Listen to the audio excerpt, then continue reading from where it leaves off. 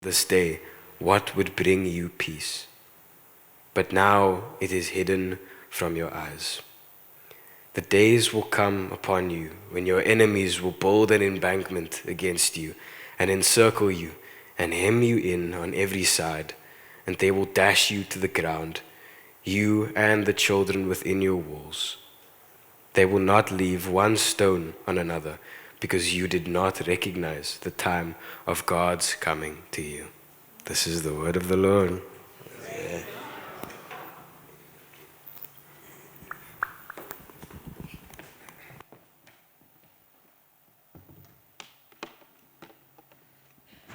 Thanks, Lau.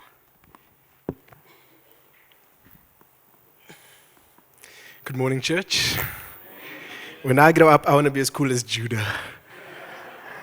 It feels so good to be back. For those of you who don't know me, my name is Keenan, and CCK was a part of my life for a very long time. And I walked in this morning, and it feels just my master is, you know. I know where the light switches are. The screens have changed, but I still know where they are. But it does feel really good to be with you this morning. If we haven't met and you know nothing about me, there's 3 things that you probably should know about me, and you can remove all judgment once you hear them. But the first one is that I'm unashamedly a Manchester United supporter, and will continue to be for a very long time. Also, 2 years ago, just about 2 years ago, we had the privilege of being married in this church, myself and my wife. And so people ask me, how's marriage going? I say the best thing I've ever done with my life is giving it to Jesus and marrying my wife. She is amazing, and she irons my clothes. And so I've got an uncreased shirt here this morning because of her. And then the third thing you should know about me is that I live with a desire and a belief that young people have the ability to impact this world and can change this world, and particularly this generation. But more so, I believe that young people impacted by the power of the gospel of Jesus have the ability to transform the world. And I don't say that as a nice thing to say, but I say that because I've seen it. Some of the work that we get to do as Scripture Union is engage with young people who are transforming the world. In their schools, in their homes, in their communities, in their churches, they are saying yes to Jesus and allowing Jesus to transform their worlds. Since I've left Christchurch, I've joined Scripture Union, and one of the things that I do as my daily commute is I jump on a train, walk down to Kenilworth Station, take the train to Claremont, and the last time I did this, I was in varsity. And at varsity, when I took the train, it was those yellow trains. Remember the yellow trains? That had the graffiti on the wall, on the side of the train. But those trains, when I was late for varsity, I could run and jump on a full train. And again, suspend all judgment. But I could hang out of the train, right? If the train was too full, and then hope that the person in front of me was holding on to something as I held on to them. And together, we kind of made our way to where we needed to be. It was not safe. Right? But now, there's a new train. It's a blue train. Shout out to Metrorail. Anybody work for Metrorail? It's the best thing about our government at the moment. But Metrorail has released a new blue train. And if you haven't been on the new blue train, one thing the train does is it's got a PA system that announces things. So as you get off at your next stop, it will say, you have reached Kenilworth Station, whatever. It also announces things as you get on the train. It says there's no eating or drinking or smoking allowed on this train. And then it says the train will not move unless the doors are kept closed, right? A safety feature for my own safety and for the safety of everyone else, and to allow for the commute to happen for us to get to where we need to get. And so one morning I'm running late and I'm running for the train, and the train is full, and I make it on just in time. And I've got a backpack on my back, and so I take it off my back because it's crammed inside the train, and I put it in front. And the train needs to leave, and as the doors are about to close, the doors swing open again, and the train lady says, the train will not move unless the doors are kept closed. And then I realized that my backpack was blocking the sensor. It wasn't just blocking the sensor in my carriage, because with these new trains, all the doors open again. And so now no one could go where they needed to go. Right? My backpack had stopped the train from going in the direction that it needed to go. These new trains are designed for us to kind of be safe, but also for us to reach the place that we were supposed to be in the way we were supposed to reach it. It's Palm Sunday this morning, and Jesus enters in to reframe what the kingdom of God looks like. Jesus comes to remind us that God has created us fearfully and wonderfully, and that actually has a plan and a purpose for our lives, but the way in which we get there is going to be determined by the king who enters in on a donkey. The way in which we live out the plans and the purposes for our lives, the way in which we kind of come to the fulfillment of who God has created us to be, is by marveling at the wonder of a king who comes in on a donkey. See, Jesus doesn't just make things okay, or he doesn't just want to change our behavior. Jesus wants to make all things new. And so in Luke's gospel, we get the story of him telling his disciples to go and fetch a donkey. Go and find the donkey and bring it to me, because I'm about to enter victoriously into Jerusalem. And so as he enters, the people begin to recognize that there's something different about this man. They would begin to recall some of the Old Testament texts, because the donkey is significant for two reasons. The first reason why the donkey is significant is that it comes as a fulfillment of prophecy. Those seeing Jesus enter in on a donkey would remember the words of Zechariah in the Old Testament, where it says that, "Behold, your king enters victoriously on a lowly donkey." They would begin to remember the stories and marvel again at the one who is entering, not just being a good teacher or another prophet, but that there's something different about him. His disciples go and find the donkey, and they are amazed that it was as he said. Just as he had said, they had found the donkey. That's good news for you, and it's good news for me, because it's a reminder that every prophetic word from God in the scriptures is yes and amen in Jesus. That everything Jesus says we can trust because he is faithful and because he is just, and it's because he invites us to be with him. Every word from Jesus is yes and amen for your life. He enters in on a donkey to fulfill prophecy, so that we can marvel again that the king who is coming is not just any normal king. There's something significantly different about this king. The second reason why the donkey is important is because the donkey allows Jesus to reframe what power looks like for us.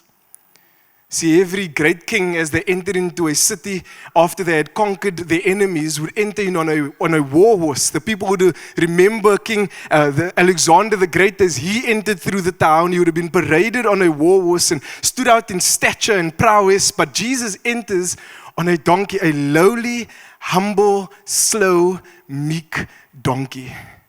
It's as if the State of the Nation address had just happened and Cyril Ramaphosa has entered on a Checker 6060 vehicle, right? He's reframing what power looks like. So Jesus wants you and he wants me to know that as we celebrate Palm Sunday, power doesn't look like conquering our enemies through violence and through force. Power doesn't look like obtaining more and more wealth. Power doesn't look like upward mobility. Power looks like humility and gentleness and meekness and love. Jesus wants us to know that his entering into a donkey is reframing what power looks like. On Palm Sunday, we celebrate and marvel at the King who is able to invite us into the wonder that in his kingdom, he is making all things new. And as he makes all things new, what looks like weakness to the world is power in the kingdom of God. Paul would remind us that actually this weakness to the world is where God's grace and God's power is made sufficient in God's people. What we discover on Palm Sunday is what kind of a king Jesus is. He's not just another teacher. He's not just a prophet, but he's king over all of creation. He's king over all of our lives. He's king in the new kingdom where all things are being made new. And in the kingdom of God, he invites us into a way of power that is not as what we see in the world. See, the world is trying to disciple us into a way of power that is not the way of the kingdom.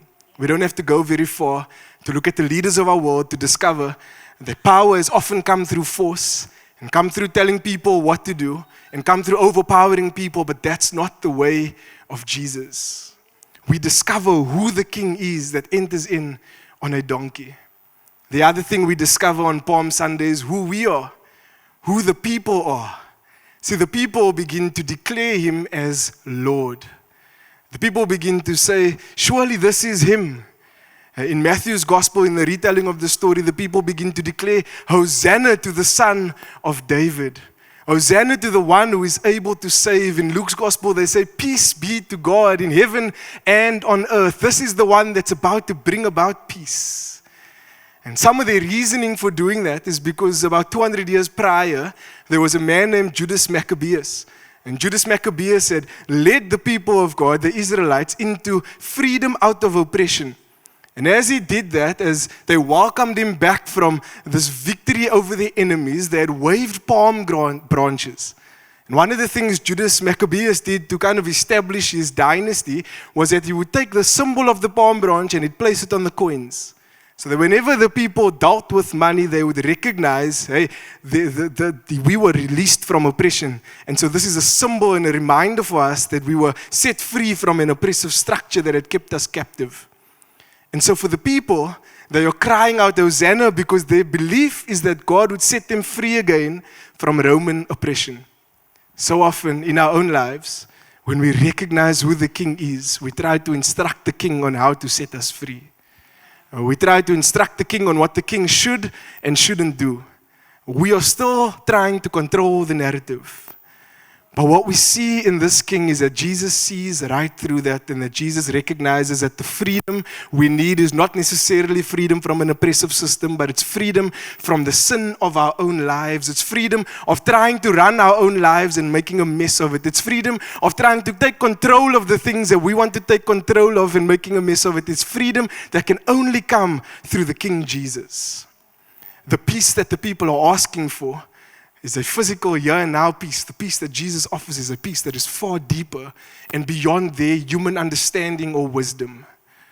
Palm Sunday invites us to marvel at our own lives again and to recognize that so often we can get it wrong, but Jesus knows best. Jesus knows what sort of peace we need. Jesus knows what sort of freedom we need. See, He knows that we will try in our own strength to run our own lives. He offers us something far beyond what we can do within our own strength. Paul would pick up this idea as he writes to the church in Ephesians, and he'd say that all of us actually are in the same boat, that no one is exempt from this desire to control the King. All of us, in one way or another, have walked in rebellion to the King. We've all turned our face, we've all turned our back, we've all tried to do this thing by ourselves. We've all become slaves to something. We were even slaves to our work ethic, slaves to our addictions, slaves to our fear. We were slaves to something, and Paul says, but praise be to God. Praise be to God who is full of love and mercy and grace and moves towards His people with freedom. Praise be to God.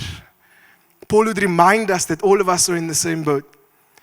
But God, who has made us fearfully and wonderfully, is inviting us into the freedom that He has created us for so that we can experience life and life in all of its fullness. Paul would go on to say that every good deed that we do, everything that comes from our lives is a testament to the King who comes on a donkey, the gentle King who redefines what power looks like for us. The invitation from Jesus to us this morning is to marvel again at the King, is to recognize that the one who comes on a donkey is redefining what power looks like, but is inviting us into the way of humility and of grace and of love. The Pharisees in that scripture begin to rebuke the disciples, and they tell the disciples, stop doing this. This is not who you think He is. Don't praise Him the way you are praising Him. And Jesus' response allows us to marvel even more that this King is not just King of our lives, but is King of all of creation. Jesus says, if they keep quiet, the stones will cry out and worship me. All of creation, Paul will remind us again, that all of creation groans with eager anticipation for the King to be displayed. Because what the King is doing is He's creating a new kingdom where His people are not just different, but they are new. They are marked by love, marked by gentleness, marked by humility, marked by grace, marked by forgiveness, and live in a world in a way that is completely countercultural to the way the world sees. Our world now more than ever needs those who worship the King and follow the King to live in a way that invites people into the wonder of who God is. As we see the world becoming ever more polarized, ever more driven around issues that divide people. As we see the world ever more becoming violent, and as we see conquering becoming the kind of phrase of the day at the moment, the world is crying out for the people of God who worship the King to follow Him in the way of gentleness and of love and of forgiveness. Because the reality is, when we recognize who this King is, we recognize that our desires, we can't save ourselves. We are in desperate need of a Savior. When we recognize that we can't live this life by ourselves, when we see the King as glorious again, He invites us to offer the world something that is a picture of the love of God. See, the people, as they wave their palm branches on Palm Sunday, wave it in a need for someone to save them. And as we wave our palm branches, what we are declaring is that we are weak and in need of a Savior.